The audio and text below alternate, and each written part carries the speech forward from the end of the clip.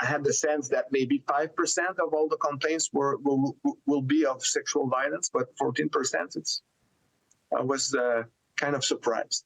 Sexual violence in Quebec schools make up 14% of all the reports and complaints received by the province's student ombudsman. It's a number that Jean-François Bernier says surprises him. He's in charge of overseeing the organization, which is autonomous and external to the school network. He started in the role at the end of August and says they've received around 60 complaints and reports of sexual violence so far, which are added to the 360 complaints and reports they've received regarding school-related issues. A low month of December because of the strike, but now from the two first weeks of 2024, it's going up again. The National Student Ombudsman role is to make sure that the rights of students and their parents are respected.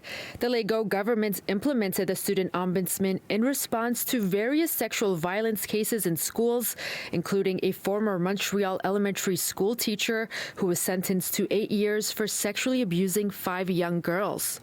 The complaints against other students are in the majority of complaints that we have in sexual violence, but others are in fact against teachers or a member of the staff of the school, but it's not the majority of the cases that we have. Bernier says the role of the province's student ombudsman is to notify the school of the issue and provide recommendations.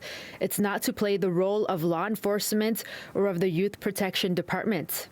When we put that in perspective, it means 1 out of 8 complaints that he's receiving at a national level are related to violence, or sexual violence, which is more than surprising. I think we should be worried. Corinne Payne, executive director of the Quebec Federations of Parents Committees, says part of the problem is some parents don't know where they're supposed to go when filing complaints.